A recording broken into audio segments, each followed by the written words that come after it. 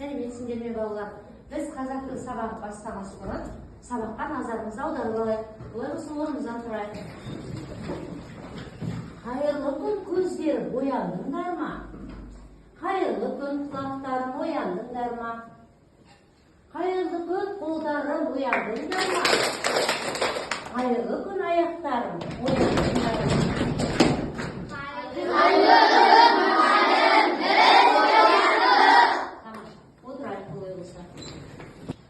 Балалар, біз септіктерді өтіп жатқанымыздан бастап, мен үйге сендерге бірінші сөз таптары араласқан сөздер берген болатынмын.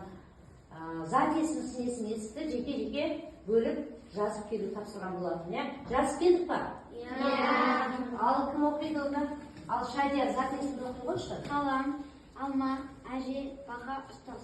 Тамаша. Сінесін. Маржан оқи қой сінесін. Ақылды ауыр, ұзын көк. Сінесіне қандай сұрақ қойылады? Қандай? Қандай деген сұрақ қойылады? Тамаша. Етістікті оқи қой. Ал абзал етістікті оқи қой. Оқыды, алды, көрді, келді, отыр. Жақсы, тамаша. Етістіктің сұрағы қандай болады? Естеді, не қылды? Қайтты деген сұрақтар қойылады екен. Тамаша. Олай болса біз балалар жеті септікті сұрақтарын өтіп кеткен болатын. Жаттап келдік па? Жақсы. Ал Нұрай айта қойшы. Атау кімне, ілік кімнің ненің, барыс кімге неге, табыс кімді нені, жатыс кімге неден, шығыс кімне неден, көмектес кіммен немен. Тамаша. Олай болса бір сөзді септеп келуді тапсырған болатынмын. Бәрін септеп келдік па? Ал Сұлтанхан оқи қойшы, жазып келсек. Кітаптың, кітапқа, кітапты, кітапқа, кітаптың, кітаппен. Кітаптан, кітаппен. Жақсы, тамаша. Балалар, бүгін өтетін жаңа сабағымыздың тақырыбы 72-ші сабақ ілік септігі, 36-шы және 40-шы жаттығу. Сабағымыздың мақсаты мәтін мазмұны бойынша шешім табуға бағытталған сұрақтар құрастырып, және сұрақтарға жауап бере білеміз. Сонымен бірге зат есім, оның ішінде ілік септігін септеу және оның жұрнақтарын, жалғауларын танысатын боламыз. Сөйлем ішінен табалатын боламыз. Ілік септігі кімнің, ненің, көпше түрде кімдердің, нелердің деген сұрақтарға жауап береді. Жалғаулары ның, нің, тың, тің, дің, дің. Мысалы, оның, менің, бастың, мидың, еттің, едің деген мысалдар келтіреді екенбіз. Болса балалар, оқулығымызды ашамыз. 78-ші сабақтағы 36-шы жаттығу. Бізде мәтін берілген осы сенің жайында, соны оқып, одан кейін сұрақтарға жауап беретін боламыз, сұрақ құрастыратын боламыз. Сел өте қатты нөсерлі жаңбырдың соңына, ала немесе өзен бастауына ұштаса, таяу жатқан мұздықтардың күн ысығандағы шұғыл еруінен кейде жасанды бөген суының жағаны жырып бұзуына пайда болады. Жодан құлаған лайлы тасты тасқынның жылдамдығы секундтан шамамен 5-10 метрге дейін жетеді. Екпіндей аққан сел тасқыны салмағы бірнеше тоннаның тастарды домалатуымен бірге деңіне адам құшағы жетпейтін биік ағаштарды тамырымен қоса қылып жұлып әкетеді. Сол тасқынның тау бөктерлеріне таю орналасқан елді мекендерді үшін өте қауіпті. Сел апатынан қорғану үшін қауіпті жерлерге арнап көпір, су желілері салынып, тау бөктерлеріне қар ұстайтын ағаштар отырғызылады. Ары қарай Айнен оқиды. Алматыда арнайы сел тасқынына бақылау станциясы жұмыс істейді. Оның бақылау пункттері селдің жүру ықтималдығы мен су тасқыны жөнінде Алматы мен оның төңірегіндегі елді мекендерге хабар беріп отырады. Жақсы. Балалар, енді осы мәтінді түсінсек, осы мәтін бойынша сұрақ құрастырайық. Ал Нұрай айта ғой. Сел секундына неше метрге дейін жетеді? Ал неше метрге дейін? Жәбира жауап бере ғой. Сел секундына 5-10 метрге дейін жетеді. Тамаша. Тағы сұрақ құрастырайық. Сел қалай пайда болады? Сел қалай пайда болады? Ал Мирас. Мұздықтардың күн ысығандағы шұғыл еруінен пайда болады екен. Жақсы. Тағы да сұрақ құрастырайық. Ал аяу. Қай жерлерде Ал Еркеназ жауап бер. Сел тасқыны тау бөктерінен таяу орналасқан Алматы қаласында әсіресе ең қауіпті. Балалар, жаңа мәтінге сұрақ құрастыру және ол сұраққа жауап беру бойынша мен сіздерге бір балдарымды, дескриптордағы бір балдарымды қойып шығайын. Қарақат бізде сұрақ құрастырған. Және Маржан бізде жауап берген. Еркеназ жауап берген. Өте тамаша жауап берді. Шадияр бізде септіктер бойынша жауап берген. Және бізде Сабина жауап берді. Сонымен қатар Сұлтанхан жауап берді. Және Айлин жауап берді. Және Нұрай жауап берді. Бейбарыс, Түгелбай Мира. Балалар, жаңағы енді мәтіннен қарамен жазылған сөздерді табайықшы. Қолдарымызды басамыз. Қай сөз екен? Сәлін айта қойшы, мұздықтардың, е? Осының сөз құрамына талдай қойықшы. Мұз түбірі, жұрнақ, Зат есімнен, сөз тудыратын жұрнақ, е?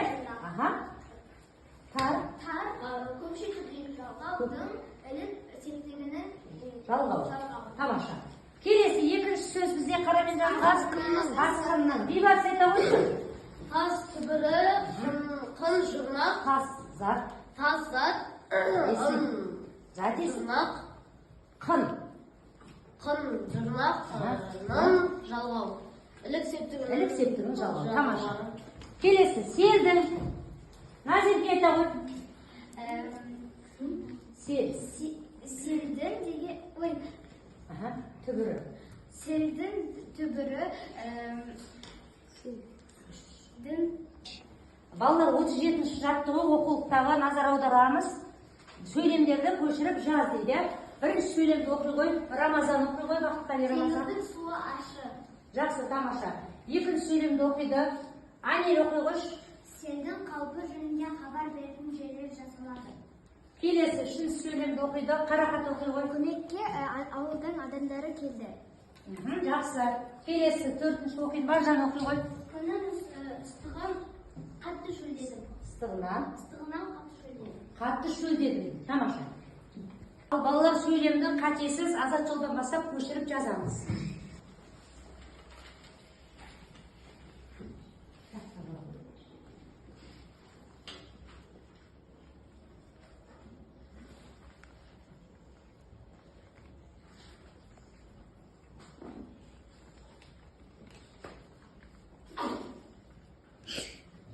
Балалар, енді біз қазір жаттығуды жазып болдық қой. Бізге тапсырма осы сөйлемдердің ішінен ілік септігі бар сөзді табуымыз қажет. Мен оның қазір миллион күнге бұйырады ойын арқылы ойнап жауабын беретін боламыз.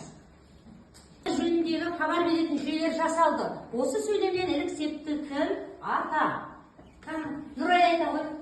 Бұл сөйлемде ілік септігі бар сөз селдің, сел түбірі, дін, ілік септігінің жалғауы. Бұл сөйлемде тұрлаусыз сөйлем болып саналады.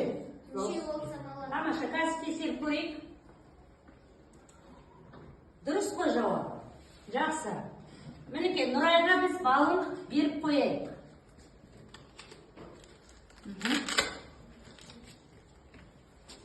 Келесі сұрақ. Балалар кішкене сергіту сәтін жасап, сергіп алайық.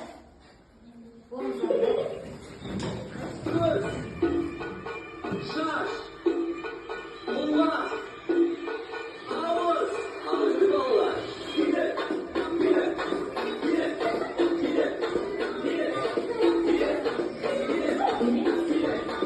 Қол, аяқ, ел, иық, ауызды балалар.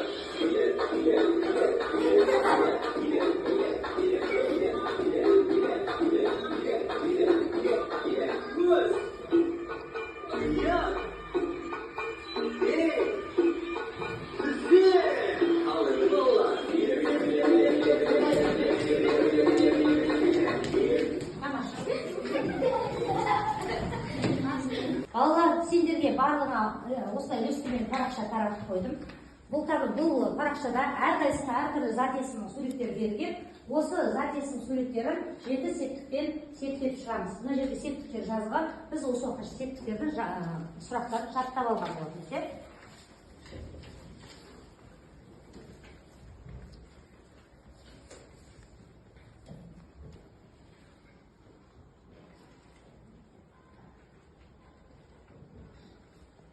Балалар, олай болса, жас болсақ жауабын оқиық. Бейбарыс оқи ғой.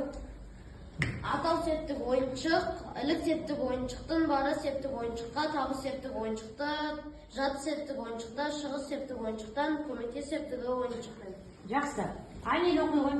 Ата оқушы, ілік оқушының, барыс оқушыға, табыс оқушына, жатыс оқушыда, шығыс оқушыдан, көмектес оқушымен. Рамазан оқи ғой. Атау септік орындық, ілік септік орындықтың, барыс септік орындыққа, табыс септік орындықты, жатыс септік орындықта, шығыс септік орындықтан, көмектес септік орындықпен. Қарақат оқи ғой. Атау септігі жолбарыс, ілік септігі жолбарыстың, барыс септігі жолбарысқа, табыс септігі жолбарысты, жатыс септігі жолбарысты, шығыс септігі жолбарыстан, көмектес септігі жолбарыспен. Тамаша. Балалар, енді бізде 40-шы жаттығу қалды ғой. Осы 40-шы жаттығу үлде отырып келіп, жұмбақты жазып, шешуін тауып, ілік септігін сөздерді тауып, сөз құрамына талдап келетін боламыз. Сабақ аяқталды, сау болыңыздар. Балалар, енді мен барлықтары қолдарында құс қауырсын отыр, 3 құсты құс қауырсына. Егер мен бүгін қандай тақырып өттік балалар? Ілік септігі, жақсы. Осы ілік септігінің сұрақтарын, жалғауларын түсініп, мен бүгін сабақты түсіндім, сөйлесінен ілік септігін таба аламын. Меңгердім сабақты дегендер, яғни түсіне алдым. Жасыл түсті көрсетеді.